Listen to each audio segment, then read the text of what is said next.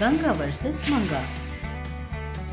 जादुई मेहंदी। एक गांव में शांति नाम की लड़की, उसके पिता सुंदर और उसकी सौतेली माँ वसुंधरा के साथ रहती थी। शांति के पिता लॉरी ड्राइवर का काम करते थे। एक दिन अगर लोड लेकर जाते तो हफ्ते 10 दिन तक लौट कर नहीं आते थे। सुंदर की गैर मौजूदगी में वसुंधरा शांति को बहुत तकलीफ देती थी। घर के सारे काम उसी से करवाती थी। अगर वो काम नहीं करती तो बहुत तकलीफ देती।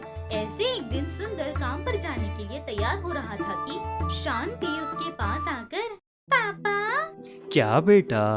मैं भी आपके साथ आऊंगी पापा। मेरे साथ क्यों बेटा? स्कूल छूट जाएगा ना। और तुमने अपनी माँ से वादा किया था कि अच्छे से पढ़ोगी, भूल गई क्या? ऊपर से मैं कहाँ रहूँगा, कब खाऊंगा नहीं पता बेटा। नहीं बेटा, मासी के साथ रहो, ठीक है? अच्छा पापा। मैं चलता हूँ। ऐसे बोलकर वहाँ से जा रहा था। इनकी बातों को दूर से छुपकर सुन रही वसुंधरा, मेरे बारे में बुरा बोल रही है ये। घर में आने दो, इसे अच्छे से बताती हूँ। ऐसे सोच रही थी। शांति घर के अंदर आकर अपना काम कर रही थी। उसकी किताबों की जगह पर शांति को मेहंदी नजर आती है। वो देखकर, हाय मेहंदी, मेरे हाथ पर लगाए हुए कितने दिन हो गए, अब लगाऊंगी मैं। ऐसे बोलकर वहीं पर बैठकर लगा रही थी। तभी वसुंधरा आकर, क्या कर रही है? बोलते ही शांति डरते हुए, मेहंदी लगा रही हूँ मासी। जले हुए इस शक्ल को मेहंदी भी चाहिए? तेरे पापा से क्या कह रही थी? मैं डांट रही हूँ, मार रही हूँ कह रही थी? नहीं मासी, कुछ भी तो नहीं। कुछ नहीं कहा? नहीं मासी, मैं भी आपके साथ चलती हूँ पापा, यही कहा बस। मतलब मैं तकलीफ दे रही हूँ इसलिए जाने की बात कर रही है? तुझे ऐसे नहीं, हाथ पैर तोड़ देना चाहिए। नहीं मासी, मुझे कुछ मत करना। ऐसे बोल रही थी कि वसुंधरा शांति के पास आकर शांति के हाथ से मेहंदी का कोन छीनकर, मेहंदी चाहिए तेरी शक्ल को? मेहंदी चाहिए मेहंदी? जाकर वो बर्तन धुलो जाओ, नहीं तो कोयले से जो मैं मेहंदी लगाऊंगी वो जिंदगी भर तक रहेगी। जा। ऐसे जोर से कहती है।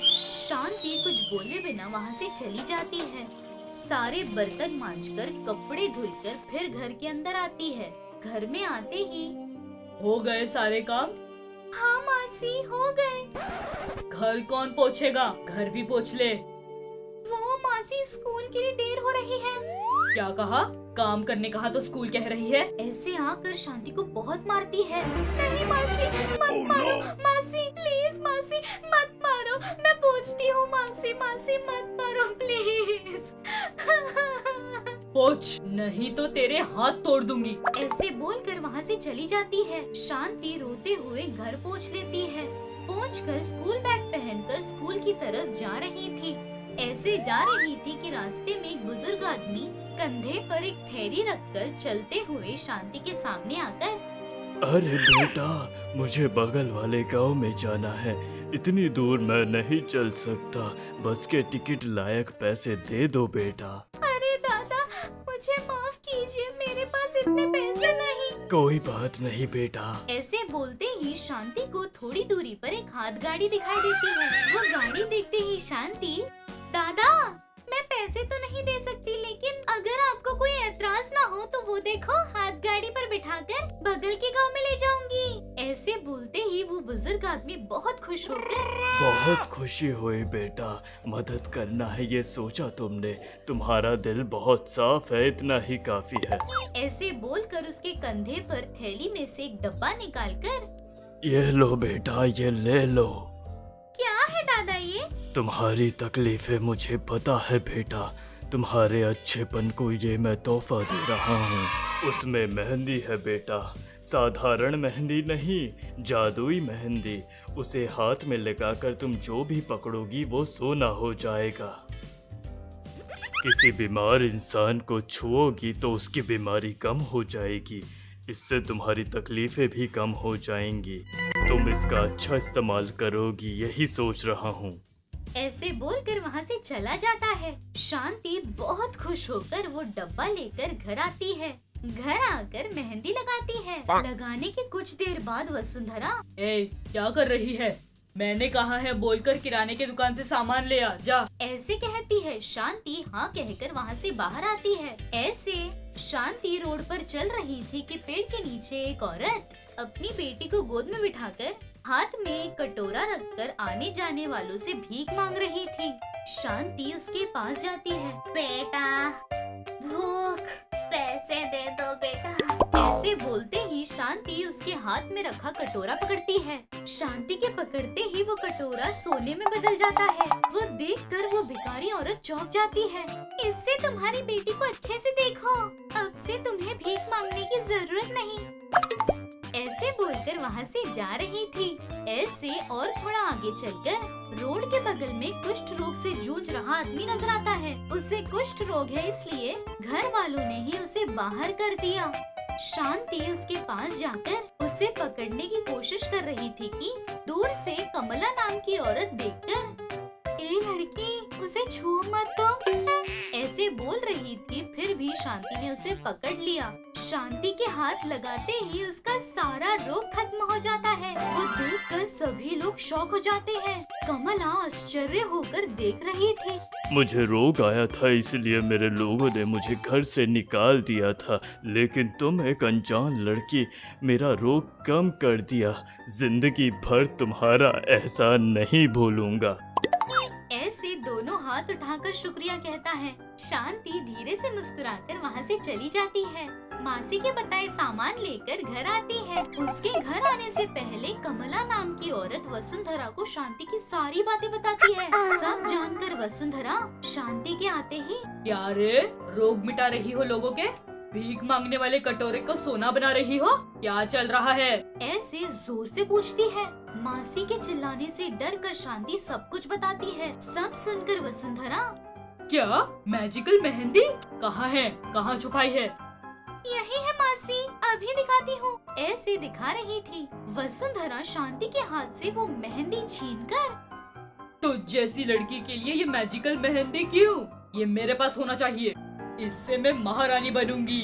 इस घर को भवन में बदलूंगी। ऐसे बोलकर वो मैजिकल मेहंदी लेकर अपने कमरे में चली जाती है। कमरे में आकर बहुत खुशी से मेहंदी लगा रही थी। वसुंधरा के हाथों पर वो मेहंदी लगते ही उसके हाथ लकड़ी में बदल जाते हैं। वो देखकर वसुंधरा शॉक। सोने में बदल जाएंगे सोचा तो लकड़ी क्यों बन गए मेरे हाथ? अब क्या करूं मैं? ऐसे बोल रही थी कि उस मैजिकल मेहंदी से, मेरी शक्ति अच्छे लोगों के लगाने पर ही अच्छी रहती है। तुम्हारे जैसी लालची बच्चों को तकलीफें देने वाले खराब लोग लगाएंगे तो देखो ये ऐसा ही रहेगा। माफ करो, गलती हो गई। अब कभी ऐसे नहीं करूंगी। मेरे हाथ वापस दे दो। शांति के ऊपर जैसे जैसे प्यार दिखाओगी वैसे वैसे तुम्हारा हाथ आएगा। तुम्हारे हाथों का वापस आना तुम्हारे हाथ में ही है। ऐसे कहती है। वो बात सुनकर वसुंधरा चौंक जाती है। उस दिन से वसुंधरा ने शांति को कभी परेशान नहीं किया। ऐसे दिन गुजरते गुजरते वसुंधरा के हाथ थोड़े थोड़े बदल रहे थे। शांति भी बहुत खुशी से रह रही थी। बोलने वाला कुत्ता। गंगा एक कुत्ते को बड़े लाड और प्यार से अपने घर में पालती थी। उस कुत्ते की रोज की एक आदत थी कि जब भी मंगा रोज सुबह उठकर नींद से जागती थी, वो कुत्ता उसके सामने बैठकर मंगा को देखता रहता था। इसी तरह एक दिन सुबह जब मंगा अपने नींद से जागकर अपने हाथों को रब करके आंखें खोलकर देखती है, तो उसके सामने गंगा का कुत्ता बैठा हुआ था। छी, पता नहीं मेरी सास इस कुत्ते को कहाँ से ले आई। सुबह सुबह भगवान के दर्शन के बदले इसके दर्शन हो जाते हैं, इसीलिए एक दिन भी मेरा अच्छा नहीं जा रहा। किसी न किसी तरह इस कुत्ते को इस घर से भगा देने का मुझे प्लान सोचना पड़ेगा। इस तरह मन में सोचकर मंगा बिस्तर से नीचे उतरती है और बड़े गुस्से से उस कुत्ते को घूरते घूरते वो हॉल में पहुँचती है। तब वहीं बैठी गंगा बोली, अरे बहू, इतनी देर से उठती हो रोज? अच्छा, जल्दी जा और उस कुत्ते को जरा बाहर घुमा के ले आ। पता नहीं कितने देर से उसने रोक के रखा है अपने आप को। ये बात सुनते ही मंगा अपने मन में सोचती है, हाँ, ये तो बहुत बढ़िया हो गया। इस कुत्ते को बाहर जाना है तो मैं इसे क्यों बाहर घुमा के लाऊं? छी, रोज इसकी सेवा कर करके मैं तो थक चुकी हूँ। कुछ न कुछ करके इस कुत्ते को इस घर से भगा देना होगा। इस तरह वो मन में सोचे जा रही थी। तब गंगा गुस्से से बोलती है, क्या बात है मंगा, इस तरह पत्थर की तरह खड़ी क्यों हो गई? अपने ब्लैकी को घुमाने ले जा रही है या नहीं? हाँ हाँ सासू माँ, वही सोच रही थी, वरना आप मुझे छोड़ने वाली हो क्या? इस तरह बोलकर वो उस कुत्ते को ले जाकर रोड पर बाहर घुमाने ले जाती है। छी छी, कैसी हो गई है मेरी जिंदगी। इस कुत्ते का 1 नंबर और 2 नंबर होते होते मुझे इसे घुमाते ही रहना पड़ेगा। मुझे तो इसका गला घोटकर मार डालने का मन कर रहा है। इस तरह मंगा बड़बड़ा रही थी। तब वो कुत्ता मंगा को बड़े गुस्से से घूर रहा था। ऐसे क्या देख रही है मुझे? ऐसे घूर रही है जैसे मुझे खा जाएगी। तुझे मेरी बातें समझ में आ रही हैं क्या? हाँ, अगर तुझे समझ में आया होता तो इतने दिनों से मैं तुझे जितनी गालियाँ दे रही हूँ ना, सुनकर तू कब का भाग चुकी होती। इस तरह मन में सोचकर वो उस कुत्ते को लेकर इधर उधर घूम रही थी कि तभी उस कुत्ते के सामने दूसरा कुत्ता आ जाता है। उस दूसरे कुत्ते को देखते ही ब्लैकी मंगा को खींचते हुए वापस ले जाने लगा। अरे अरे रुक जा, ऐसे क्यों खींचे जा रही है? अरे ब्लैकी रुक जा, मैं गिर जाऊंगी। इस तरह चिल्लाने पर भी ब्लैकी रुकी नहीं और वो उस दूसरे कुत्ते के पास जाकर बोली, हाय कैसे हो? तुम्हें देखकर कितने दिन हो गए पता है? ये सब तो बड़ी लंबी स्टोरी है, पहले तू अपने बारे में बता, कैसे हो? तेरी जिंदगी तो बहुत अलग हो गई है। अब तेरे पास तो राजमहल जैसा घर, बॉडीगार्ड जैसी ओनर। तुझे देखता हूँ ना तो मुझे बहुत जलन होती है। अरे चुप, क्या ये तुझे बॉडीगार्ड जैसी दिखाई दे रही है? ये मेरे लिए मौत की देवता लग रही है। अब इसके आलस का क्या कहूँ। रोज 10 बजे नींद से जागती है, तब तक मुझे अपने आप को रोकने के लिए बहुत कोशिश करनी पड़ती है। मैं इसके बिस्तर के पास जाकर इंतजार करता रहता हूँ कि कब ये नींद से जागेगी और कब मुझे बाहर लेकर आएगी। और ये महारानी जब नींद से उठती है तो हर रोज मुझे मारने के प्लान्स करती रहती है। ये सब जानकर मुझे बड़ा दुख होता है, लेकिन अपनी ओनर गंगा जी का चेहरा देखकर मैं सब कुछ निगल जाता हूँ। ब्लैकी की सारी बातें सुनकर दूसरा कुत्ता, क्या कहा? तुझे इतनी मुश्किलें झेलनी पड़ती हैं? तेरी दुखड़े सुनकर तो मेरा दिल बहुत उदास होता जा रहा है। तेरी जिंदगी से तो मेरी जिंदगी ही बेटर है। अच्छा ठीक है, अब तू जा। कब से देख रहा हूँ कि तेरी ओनर हमारे तरफ घूर घूर के देखे जा रही है कि घर जाते ही तुझे खाने के बदले ढेर सारे मार खिलाने वाली है ये। ठीक है, चलता हूँ, फिर कल मिलेंगे। इस तरह बातें करके ब्लैकी वापस मंगा के पास पहुँचता है। तब मंगा बोलती है, कब से उसे क्या बताए जा रही थी तू कि वो कुत्ता मेरी तरफ इतने गुस्से से देख रहा था? मेरी सासू माँ की मत मारी गई है कि तुझ जैसे कुत्ते को वो ध्यान रख रही है। चल घर चलते हैं, मैं तेरी चमड़ी उधेड़ दूंगी आज। इस तरह मंगा बोल रही थी तो कुत्ता मन में सोचता है, हाँ बहुत सुन ली तेरी बातें। अगर मैं तुझसे डर रही होती ना तो इतने दिनों उस घर में नहीं टिकती। चल आजा तो तू रहेगी। वो कितनी बड़ी लालची है ये हम सबको पता है। ऐसे में मंगा अपने इस लालच से इस एपिसोड में कैसे फंसती है देखते हैं। एक दिन मंगा मार्केट जाकर घर के लिए सारी सब्जियां ले आकर उस वजन टोकरी का वेट करके, अरे बाप रे कितना वजन है ये। हाँ ठीक है, अभी यहाँ से अगर ऑटो में घर जाऊंगी तो वो ऑटो वाला बहुत पैसे लेगा। वैसे भी सुख का क्या मतलब होता है? अच्छे से एक लग्जरी कार में आकर ऐसे कार पार्क करके सब्जियाँ लेकर बस जाना चाहिए, नहीं तो चुपचाप आकर चुपचाप सब्जियाँ लेकर चुपचाप निकल जाना चाहिए। उतना ही, लेकिन ये रिक्शे के लिए रुकना, भाव तोल करना, बाप रे ऐसी मिडिल क्लास हरकतें तो बिल्कुल नहीं। ऐसे सोचकर इतना वजन उठाकर रोड पर चल रही थी वो। रास्ते में एक जगह पर एक कॉस्टली स्मार्टफोन नीचे गिरा हुआ था। वो देखकर मंगा, हाय मोबाइल फोन, ना जाने किसकी जेब से गिरी है, किसी के देखने से पहले इसे झट से ले लूंगी। ऐसे सोचकर यहाँ वहाँ देखकर कोई उसे नहीं देख रहा ये जानकर ऐसे झुककर मोबाइल फोन लेकर हाथ में लेकर भागते हुए आगे जाती है। उस फोन को देखते हुए, हाय बड़ा महंगा फोन लग रहा है ये। छठा आज का दिन तो मेरे लिए बड़ा ही खास है। देखा ना, ने मुझे इतना अच्छा फोन दिला दिया। अगर ऑटो में गई होती तो ये फोन मुझे मिलता क्या? ऐसे सोचकर खुश होते हुए घर जाती है।